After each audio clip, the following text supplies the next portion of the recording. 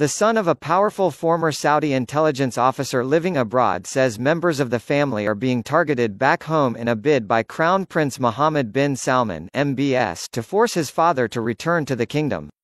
Saad al-Jabri, for years one of Saudi Arabia's leading intelligence officials, has been fearing for his life since moving to Canada in 2017 and has been resisting pressure from MBS to go back to the kingdom, according to a New York Times report on Thursday citing his son, Khalid al-Jabri, and associates.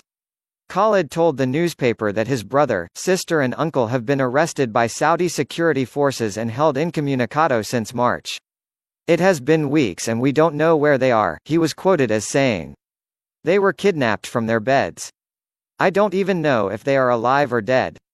An expert in artificial intelligence, Saad held a number of top positions in Saudi Arabia and played a key role in its fight against al-Qaeda and security coordination with its ally, the United States.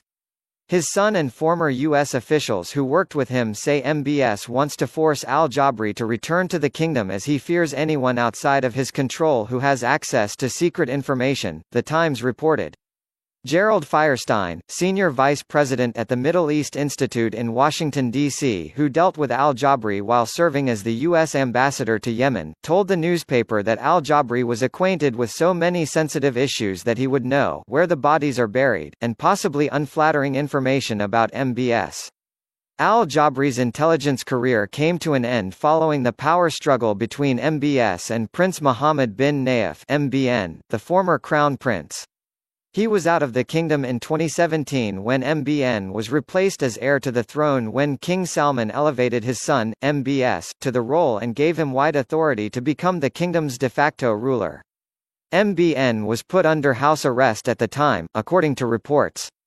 He was arrested in March this year, reportedly because he was complaining privately about how MBS was running Saudi Arabia. Al-Jabri, seen as a very close ally of MBN, decided to not settle in the U.S. despite his deep ties there because he was concerned that the administration of President Donald Trump would send him back to Saudi Arabia if MBS requested it, a person briefed on the case told The Times.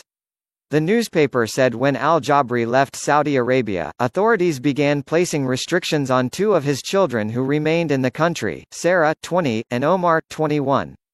They had planned to study in the U.S. but within hours of MBS's rise to crown prince, they discovered that they were barred from leaving the kingdom, according to Khalid al-Jabri. Their bank accounts were frozen and they were summoned for questioning and told to encourage their father to come home, he said. Security forces took them from their beds in their home in the capital, Riyadh, at dawn on March 16, and the family is growing increasingly worried as they have not heard from them since. Last week, authorities also arrested al-Jabri's brother, Abdulrahman al-Jabri, a U.S.-educated electrical engineering. Saudi Arabia's human rights record has come under intense scrutiny following the murder of Saudi journalist Jamal Khashoggi at the kingdom's consulate in Istanbul in October 2018.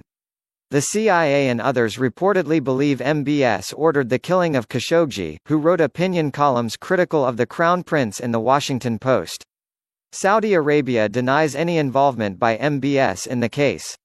Khashoggi's killing has changed the situation for those who once felt safe abroad, and the al-Jabri family has now hired a Washington-based lobbying firm to press for the release of the detained relatives.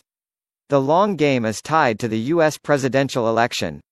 In the event Joe Biden wins, I think that we can see a wholesale of releases of high-profile Saudi dissidents and members of the royal family, Neubauer said. President Trump has personalized his relationship with Crown Prince Mohammed, and it is unlikely that any sort of lobbying will sway him in the immediate to long term.